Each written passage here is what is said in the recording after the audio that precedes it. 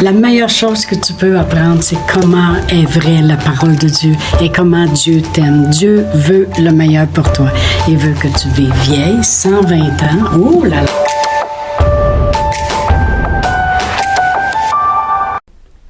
Bonjour, bienvenue encore une fois à Inspiration.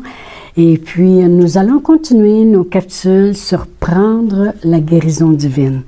On a vu dans la première capsule, je devrais dire, que vraiment, dans le naturel, quelqu'un qui veut marcher dans la guérison, ben il y a des efforts à faire. Hein? On a vu que il faut qu'il mange bien, faire de l'exercice, prendre ses vitamines, plein de choses. Il y a même des gens qui travaillent à la santé pour nous aider. Il y a des efforts à faire. Il y a des efforts que les médecins ont fait pendant des années pour étudier, pour pouvoir venir en aide. Vraiment, ils travaillent pour qu'on vienne à la santé.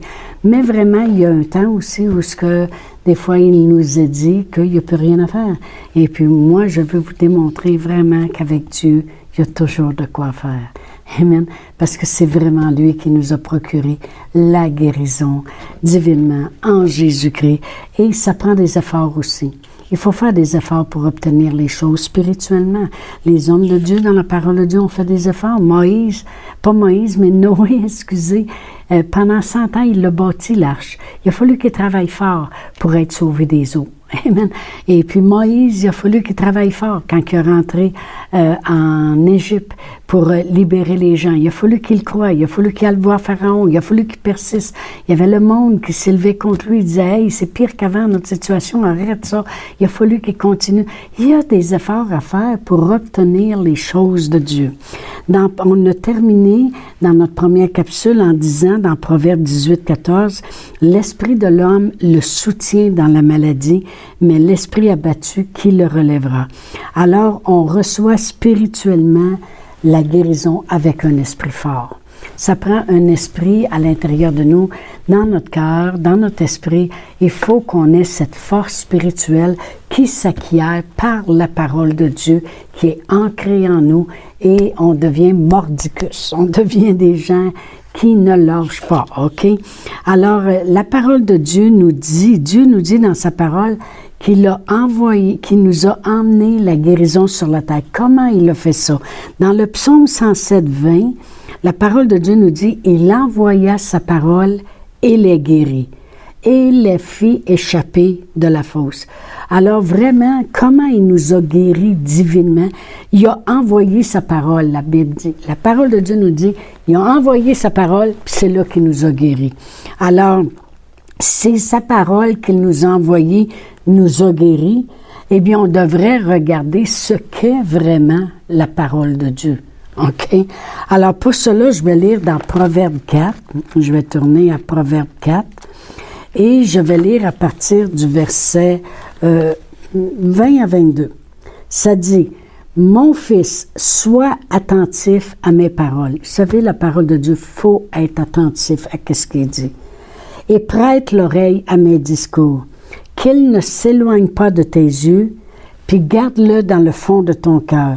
Car c'est la vie pour ceux qui la trouvent, et c'est la santé pour tout leur corps. » Alors, vraiment, quand on vient de lire dans le psaume qu'il envoya sa parole puis les guérit, qu'est-ce qu'elle est, là, vraiment, la parole de Dieu? C'est écrit ici. La parole de Dieu, elle est santé pour tout notre corps.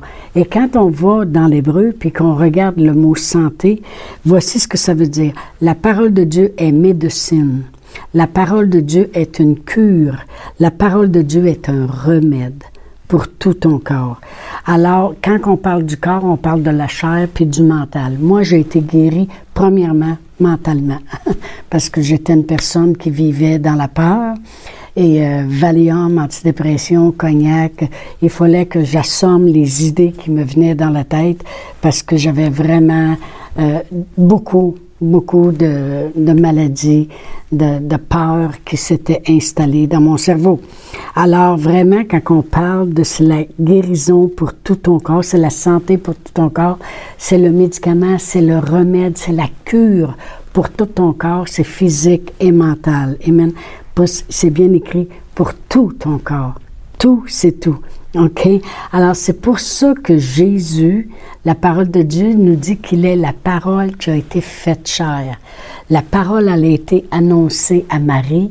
Marie, elle a reçu cette parole-là. Ça l'a formé en elle Jésus.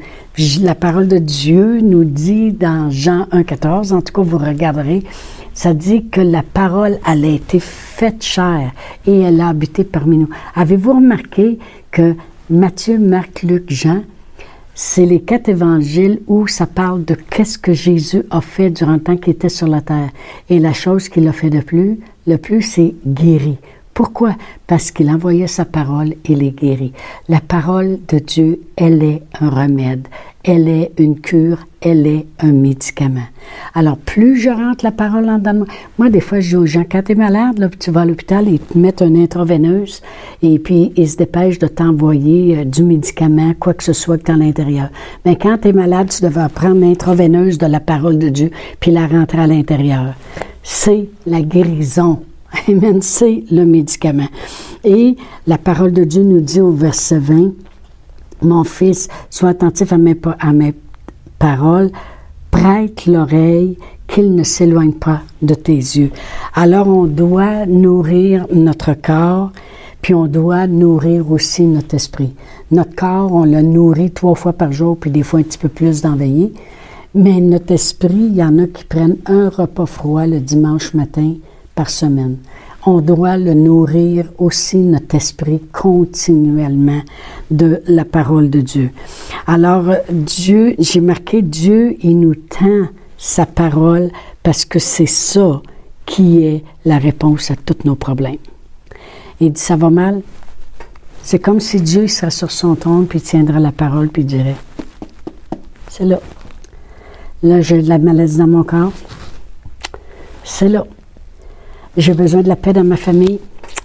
Il tend sa parole. Pourquoi? Parce que sa parole est le médicament, elle est le remède, elle est la solution. Puis sa parole, c'est Jésus. Un jour, il a été fait chair. Il a tout accompli ce qu'il devait accomplir, il est retourné au ciel. Mais il a fait écrire lui. Il a fait écrire Jésus. Il a fait écrire sa parole. Et sa parole agit encore comme un médicament. Et j'ai dit, marquez, nous tend sa parole. Avec sa parole, on sait qu'on connaît la vérité. Si vous allez dans Jean 8, 32, ça dit, vous connaîtrez la vérité, puis la vérité vous rendra libre. Alors, vous affranchira, autrement dit. Alors, on connaît la vérité avec la parole. Avec sa parole, on est guéri, on vient de le voir, que sa parole agit comme un médicament. Avec sa parole, si vous allez dans Josué 1,8, Dieu, il parle à Josué qui doit conquérir puis faire rentrer les enfants d'Israël dans la terre promise. Puis Dieu, il dit, médite cette parole jour et nuit, qu'elle s'éloigne point de tes yeux pour agir fidèlement selon tout ce qui est écrit. C'est alors que tu réussiras, puis c'est alors que tu auras du succès. Avec la parole de Dieu, ça nous garantit le succès, ça nous garantit la réussite, ça nous garantit aussi le salut. Dans Jacques 1, 21, la parole de Dieu nous dit « Recevez avec douceur la parole qui est plantée en vous et qui peut sauver vos âmes. » Voyez-vous, la parole, elle va agir continuellement. On ne devrait jamais être fatigué d'entendre la parole de Dieu. Jamais. Puis même des fois moi-même, j'ai réécouté le même enseignement jusqu'à 50 fois. Vous allez dire 50 fois, oui, oui, j'ai écouté, puis je prenais dans ce temps-là, c'était des cassettes, puis je tournais ma cassette, puis je la faisais revenir, puis je l'écoutais ces 2 bords, puis pour que ça rentre, puis je disais, il y a quelque chose, il faut que je comprenne. Il y a quelque chose que je dois comprendre à propos de la parole de Dieu. Et la parole de Dieu nous dit, dans Romains 10, 17, là, c'est encore une autre écriture qui me vient, c'est que la foi vient d'entendre et entendre et entendre et entendre. Le mot « entendre », il se répète. Quand on va dans le grec, c'est un mot qui se répète. Entendre, entendre, entendre. Voyez-vous, quand on a à l'école, 2 fois 2, 4, 2 fois 3, 6, à force de le répéter, à un moment donné, on le sait, on n'est plus comme les jeunes aujourd'hui qui ont besoin d'une calculatrice. Ça se calcule ici. On l'a assez entendu. Mais la parole de Dieu, même si c'est le même enseignement, il y a toujours quelque chose qui va sortir. Pourquoi? Parce que la parole de Dieu, elle est vivante et efficace. Amen, gloire à Dieu. La parole de Dieu est un médicament. Quand, vous savez, si je suis malade, puis je vais chez le médecin, il me prescrit des antibiotiques. Savez-vous qu'il va y avoir une marche à suivre? Quand je vais arriver à la pharmacie, là la petite infirmière, elle va m'emmener sur le côté et elle va m'expliquer. Là, il faut que vous preniez ça à jeun, avant les repas. Et il faut que vous preniez... Moi, ma mère, dans ce temps, il lui disait, prenez ça avec du lait. Ça va être moins dur pour votre estomac. Il faut que vous le preniez au complet, là. Si vous commencez à vous sentir mieux au bout de 3 jours, prenez-le pareil, parce que le virus, il va être encore là. Toutes ces choses-là. Puis, il donne des choses à faire. Des fois, c'est le contraire. Ils vont dire, prenez-le, puis mangez un petit quelque chose avec, ça va mieux se digérer. Amen. Alors, il y a une prescription. Eh bien, la parole de Dieu, c'est la même chose. Comme on vient de lire, il faut qu'on mette nos yeux. Ça dit, sois attentif, il faut que tu prêtes l'oreille, il faut que tu écoutes. Et ça dit qu'il ne s'éloigne pas de tes yeux, il faut que tu le lises. Tu l'écoutes, tu le lis, tu l'écoutes, tu le lis. Ils nous disent que qu'est-ce qu'on entend, on retient juste 10%. Mais qu'est-ce qu'on lit, on va retenir peut-être un autre 20%. Puis si on l'écrit, on va retenir un autre certain pourcentage parce qu'on applique plusieurs sens à l'œuvre. Mais savez-vous que moi, j'ai écrit mot pour mot. Puis quand cette personne-là prêchait 1 heure de temps, 50 cassettes, mot pour mot. J'avais un petit machin chouette ici, puis là, je pesais sur stop. Là, il fallait que je recule un petit peu, puis là, je repèse sur play, puis là, j'écrivais, puis là, je manquais un mot, pèse sur stop. J'en ai écrit 50 demain, j'ai dit, ça va rentrer. Je ne ferai pas rien que l'entendre, je vais mettre mes yeux, je vais m'appliquer, puis je vais le savoir. Vous savez, quand je vivais dans la peur, il y avait des efforts que je faisais pour essayer de m'en sortir, mais ce n'étaient pas les bons efforts, naturellement. Mais quand je suis venue au Seigneur, j'ai mis les efforts à la bonne place. Amen. Et je m'en suis sortie aussi. Mais il y a des directives à prendre. Dieu dit, médite ma parole, qu'il ne s'éloigne pas de tes yeux. Écoute ma parole, prête l'oreille à mes discours. Alors, il y a des choses qu'il faut faire, des consignes. Amen. Dans Jérémie 7, Verset 23-24, la parole de Dieu dit, Dieu, il parlait à son peuple, puis il disait ici, mais voici l'ordre que je leur ai donné. Écoutez ma voix, puis je serai votre Dieu, puis vous serez mon peuple. Marchez dans toutes mes voies, afin que vous soyez heureux. Le mot heureux, c'est le mot béni. Il a été traduit heureux, mais béni. Et ils n'ont pas écouté, puis ils n'ont pas prêté l'oreille, puis ils ont suivi les conseils puis les penchants mauvais de leur cœur, puis ils sont allés en arrière et non pas en avant. Moi, dans ce temps-là, je dis, le monde, il danse la cha-cha. Tu sais, là, tu faisais bon. Autrement dit, Dieu dit, fais ça, puis tu vas avancer. Mais eux autres, le monde n'écoute pas. Ils font prier sur eux, puis 2 jours après, ils ont encore des symptômes. Puis là, ils disent, mais ça n'a peut-être pas marché, puis ouais, puis nanana. Fait que là, ils prêtent pas l'oreille, ils écoutent pas. Fait que là, ils reculent au lieu d'avancer. Fait qu'il était pour avancer, puis là, il recule, puis là, à un moment donné, il réembarque un petit peu, puis là, il recule. Alors, il danse la cha-cha. Ça ne marchera pas. T'avances.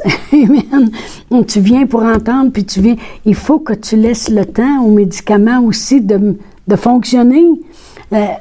Anyway, on en reparlera plus dans les autres cassettes, mais on ne peut pas se lasser de faire les bonnes choses que la parole de Dieu nous dit. Voyez-vous, le problème, c'est que le monde devienne impatient. Ils sont impatients. Je l'ai vu tellement souvent des gens que je me suis dit, puis ça a été bien. Ils ont dit, pendant une couple de jours, j'avais pas mal du tout, puis il semblait que ça allait mieux. Puis à un moment donné, je me suis levée un matin, puis j'avais encore mal dans le dos. Là, je dis, oh non. T'as pas nourri, t'as pas remis tes yeux dans la parole, t'as pas continué de laisser le médicament de la parole de Dieu agir en toi. Je crois que beaucoup de gens perdent leur guérison parce que justement, ils manquent de patience. Ils manquent de mettre les efforts aussi. Amen. Et puis, j'ai marqué, si on ne ferait pas tout ce que le médecin dit, eh bien, on reculerait aussi au lieu d'avancer. La parole de Dieu, c'est une nourriture médicamentée. C'est ça, la parole de Dieu. C'est ce que ça nous dit. Parce que ça, des fois, l'apôtre Paul disait, je vous ai nourri de la parole de Dieu. C'est une nourriture. Jésus il a dit, l'homme ne vivra pas de pain seulement, mais de toute parole. C'est une nourriture, mais c'est une nourriture médicinale, médicamentée. C'est une nourriture qui est une cure, qui est un remède. Tu fais juste t'asseoir puis tu lis la Bible. Tu lis la Bible. Tu lis la Bible. Puis moi, quand je lis la Bible, là, je suis branchée aux médicaments. Moi, je crois toujours que ça va agir dans mon corps comme un médicament. Puis s'il y avait quelque chose qui commençait à se former, bien, ça va s'en aller. Dans le nom de Jésus. Elle a tous les minéraux, elle a toutes les vitamines, elle a toutes les fibres, elle a le potassium, le bon gras, elle a tout ce qu'il faut, tout ce qu'on a besoin. Amen. Puis, on ne peut pas aussi avoir des effets secondaires. Il n'y en a pas d'effets secondaires de ce médicament-là. Amen. Dans Jean 6, 63, ça dit, Jésus a dit, « Les paroles que je vous ai dites sont esprit et vie. » Amen. Puis j'ai fait des recherches dans le grec, et puis la parole, c'est écrit que ces deux mots-là, esprit et vie, ils ont la même définition. Ça veut dire la vie de l'intelligence, la vie de l'âme, notre vie, la vie même des plantes. Amen. Autrement dit, tu sais, des fois, on va dire, lui, il était porteur d'un virus. Là. La parole de Dieu, elle est porteuse de médicaments. Elle est porteuse de vie. La parole de Dieu apporte la vie avec elle.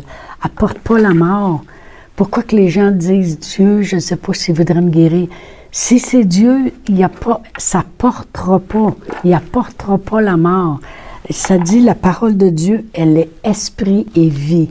Elle est porteuse, apporte la vie, apporte le médicament, apporte la guérison, apporte la cure, apporte le remède dont nous avons besoin. On peut en prendre en grande quantité, on ne s'étouffera pas. Amen. On peut en prendre amplement. Mais tout ce qui peut être dit de la parole de Dieu se prend par la foi. Si la personne a dit, ben moi je ne crois pas ça, c'est une décision. Tu as pris la décision. Dieu l'a dit tout de suite au début avec Moïse. Il dit, je place devant toi la vie et la mort, la bénédiction et la malédiction. Choisis. Mais il dit, si tu choisis, moi à ta place, je choisirai la vie. C'est une décision. Dieu ne voulait pas des marionnettes. Il dit, s'ils viennent à moi, je veux qu'ils décident de venir à moi. Amen. Gloire à Dieu. Des fois, les gens disent, pourquoi Dieu me guérirait plus qu'un autre? J'ai écrit, parce que je prends des moyens que les autres ne prennent pas. Je vais le répéter. Pourquoi Dieu me guérirait plus qu'un autre? Parce que j'ai pris les moyens que les autres ne prennent pas. J'ai pris les moyens que Dieu offre. J'ai pris sa parole, par l'agir comme un médicament. Alors, je vous dis à demain, on va continuer sur ce beau sujet. Au revoir. Surtout l'année passée, lorsque j'ai été attaquée dans mon corps avec le COVID et que je me suis ramassée 24 jours à l'hôpital, parce que j'avais cette fondation-là, mon esprit rempli de la parole de Dieu m'a soutenue durant la maladie. J'ai marqué, c'est très important de travailler continuellement notre côté spirituel pour être prêt divinement à recevoir les choses que Dieu a pour nous. Amen. On doit se préparer avec la parole de Dieu. Et c'est ce que je vais faire cette semaine durant ces capsules. Alors, je vous dis à demain pour la continuité de prendre la guérison divine. Chantal Paulus est avec vous tous les jours du lundi au vendredi sur Facebook et YouTube. Vous pouvez écrire à Chantal en privé sur Messenger. Si vous avez manqué une capsule, retrouvez-la sur la section vidéo de Facebook ou sur YouTube si vous désirez faire un don par Interac. Voici l'adresse courriel capsule.inspiration@gmail.com. Le mot de passe est inspiration au pluriel. Vous pouvez aussi faire un don par www.eslr.org/DONS. Veuillez indiquer en mémo Capsule Inspiration.